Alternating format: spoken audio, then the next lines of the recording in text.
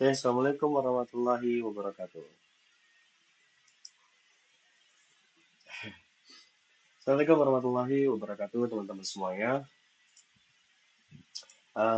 Kembali lagi dengan saya Zaki di dalam video tutorial. Oke.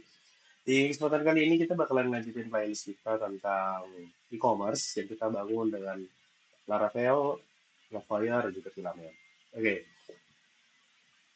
di episode keempat kali ini saya menggunakan cara sharing yang berbeda. Kalau sebelumnya kita live coding, sekarang kita nggak lagi karena saya hanya akan review codingan yang sudah saya buat, jadi kalian tinggal bisa langsung ikutin aja gitu. Jadi nanti kita langsung di sini saya sudah jadi codingannya, kan kita review dan kalian bisa langsung pahami dari penjelasan saya. Oke, ini langsung kita buka aja di Laravel Heart. Kalau saya menggunakan Laravel Heart ya, jadi kita tidak perlu melakukan Laravel search lagi. PHP Start nggak perlu, jadi karena itu udah jalan kalau di 8 hal. Oke, di sini kita kan ngeliat di projectnya dulu. Saya mau ngeliat yang projectnya. Oke, ini project kita. Ini dashboard dan user. Oke, kemarin kita pembahasan kita sampai di user ya. Nah, di video yang kemarin itu email verified app-nya itu masih belum bisa jalan gitu. Kenapa? Karena kemarin kita belum eh, nambahin email verified app-nya itu di sini. Nah, ini itu kemarin belum kita tambahin. Kalau belum kita tambahin di protected field, label, itu dia mah nggak bisa jalan gitu. Karena gampangnya ini ada suatu model yang mempresentasikan tabel mana aja yang bisa kita tetap aktif gitu. Nah, available-nya ada lawannya ya. Kalau kalian mau pengen cek tentang hal seperti itu, kalian bisa langsung kunjungi ke laravel.com. Ini adalah situs resmi dari Laravel ya. Kalian tinggal ke documentation. Aduh, lama banget nih. Jaringan, oke. Terus kalian tinggal di sini cari file, label, label. Ah, nih. Jadi si label ini dia punya lawan ya, yaitu Guarded. Kalau label itu adalah table mana aja yang bisa kita ubah-ubah isinya, kalau Guarded itu dia yang nggak bisa gitu. Jadi itu kayak tabel mati lah gitu. Oke, lanjut ke sini. Kalau tadi. Nah, di user. Akhirnya kalau kita udah masukin di situ, baru di sini bisa jalan. Gitu. Nah, ini akan memverifikasi sesuai dengan tanggal ya. Kita setiap jam berapa ya, gitu. Jadi tahun 17 saya bikin. Oke. Terus di sini kita udah nambahin dua nih. Dua apa fitur lagi, yaitu ada kategoris dan barang. Caranya itu gampang banget buat bikin kayak gini. Kenapa? Karena kita menggunakan filamen. Jadi itu suatu apa ya? Bisa kita bilang udah template kan gitu. Nah, kalau misalnya kalian pengen tahu, tinggal ke documentation, sini, kita ganti versi ke 3.3. Oke, nah ini kan buat instalasi nih. Kita ke resources, nah terus baru sini. Jadi kita akan bikin new resources gitu, kalau misalkan mau bikin ya. Jadi di add model custom. Nah, jadi kalian tinggal buka controller, ya buka terminal maksud saya. Terus kalian tinggal masukin ini nih, PHP Artisan Make Filament Resources, terus nama dari apa namanya, nama dari file atau fitur yang pengen kalian bikin. Di sini kan kita punya ya, ada brand, kategori gitu. Jadi kita pertama saya dari kemarin tuh bikin kategori dulu. Nanti kalau udah itu bakalan muncul nih di sini nih, add filament kategori. Modelnya juga ada. Ini model kemarin di awal. Kita nanti muncul di sini. Di add filaments. Terus ada nih kategori resources, langsung dia bikin ada 3 file lah di dalam foldernya. Create, edit, this kategori. Gitu. Sales ini brand resources juga ada. Terus juga dia ngebikin di apa namanya di kategori resources-nya, di filament resources-nya tuh ada brand, kategori dan user. Tampilannya seperti ini kategori. Nah, ini udah saya edit ya untuk bagian kategorinya. Jadi skemanya sudah saya rubah. Kita menggunakan text input yaitu name, required, next line, live, after state update. Oke, jadi text input itu kalau kita masukin kayak text input itu nanti jadinya gini. Dari kategori ke new kategori.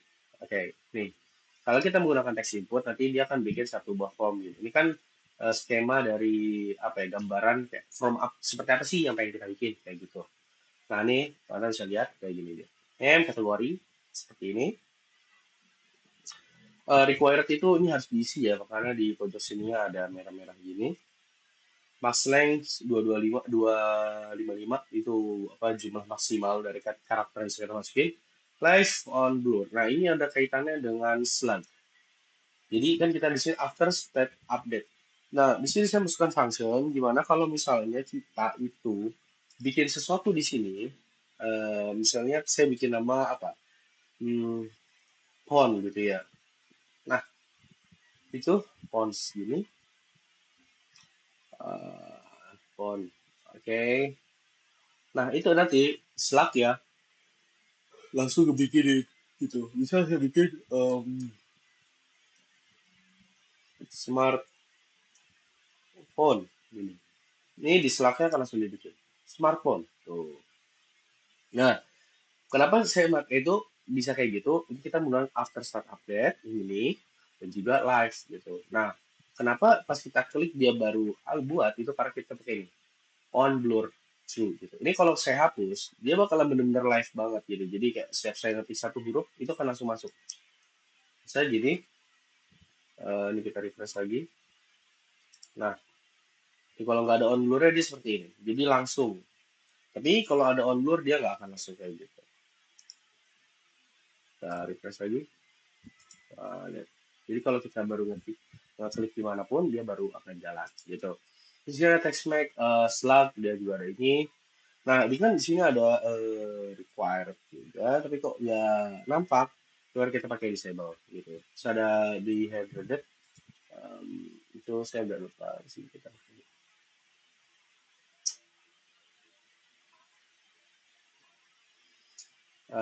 Oke. Jadi nilai field diisi dari database ke form gitu. Nilai field ikut dikirim balik dari from ke database. Gitu. Jadi kalau di header itu file slug tetap dikirim dan disimpan ke database walaupun disable di UI. Jadi user nggak bisa edit ulang slug manual, tapi value slug tetap tersimpan dan terupdate gitu.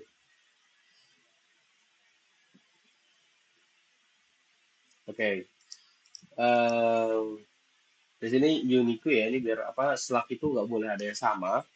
Kenapa? Karena itu akan kita jadikan dia sebagai primary key gitu. Ignore record tuh. Oke. Okay.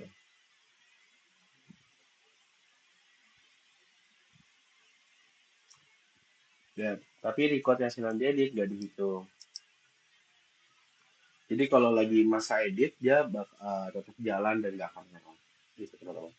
Oke, bisa ada file upload. File upload ini adalah tipe input yang kita itu inputnya data. Kan kalau ini kan kategori, ya kan? Tapi kalau ini kita klik, dia akan langsung masuk ke file manager kita dan kita bisa masukin foto atau apa gitu di sini. Makanya sih drag and drop your file or browse gitu. Jadi kita bisa nyari juga di sini. Oke. Terus ada toggle is active ini apa namanya? Mau kita tampilin atau enggak gitu, tapi kita defaultnya itu true gitu teman-teman. Oke. Kita kan coba buat ya satu di sini. Misalnya apa? Font gitu ya. Langsung jadi nah konturnya kita cari misalnya picture apa ya? Saya nggak punya picture font lagi. Hmm, asal aja kita ya, pakai nada aja lah. Ini misalnya ini codingan saya bodo amat. Oke, gini bisa pakai aja. Nah, lihat created ad gitu. Created. Jadi kalau misalnya kita udah berhasil ngebuat, nanti dia bakalan ada pemberitahuan mengambang di pojok sana. Gitu. Oke, kita balik lagi ke kategoris ya. Nanti dia ada dua gini. Nah, urutan ini itu disesuaikan di sini nih. Public station function table, table. Nah, return table. Jadi jadinya kayak gimana gitu buat tampilannya. Bisa pakai table, columns, text columns gitu. Make name, searchable gitu. Boolean datanya lalu jadi kalau boolean ini dia cuma efektifnya true or false gitu ya. Bisa ditampilkan atau ada atau enggak gitu. Private add ini gimana gitu? Coba ditampilin. Hmm. Oke, itu kayak di database aja ini. Oke. Habis itu di sini juga ada yang namanya itu action. Jadi kita bisa view, edit, delete. Itu maininnya dari sebelah sini. Action, action group, make. Kenapa kita pakai action group? Karena kita pengen uh, ini jadi titik tiga gini. Jadi nggak langsung ditampilin nih samping gitu tiga-tiganya. Baru apa aja yang dalam action group? Ada view action, edit action, sama delete action. Jadi ada view, edit, dan delete. Itu teman-teman. Nah, ini itu perlu diperhatikan ya use-use-nya ini itu harus ada gitu. Kalau enggak nanti dia bakalan error dan nggak jalan. Itu teman-teman.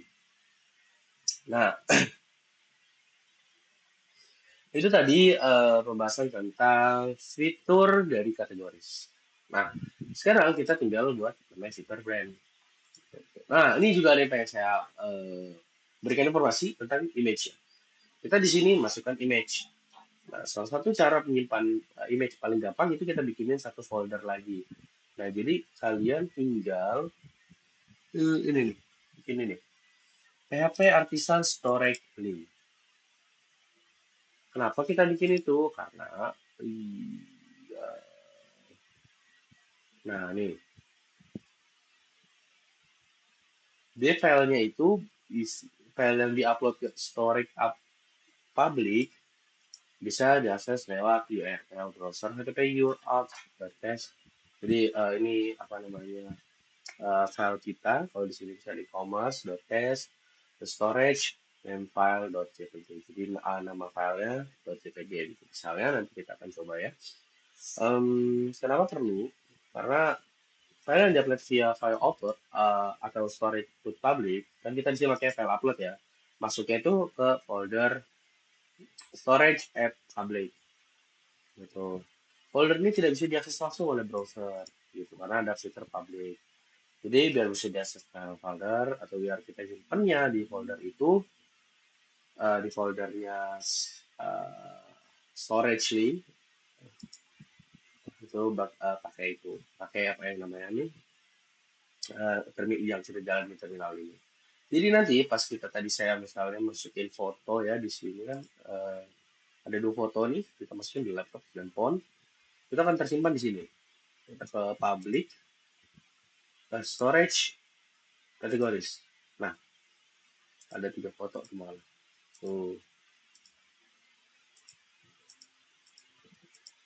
Ini adalah foto-foto yang pernah kita upload ke storage gitu.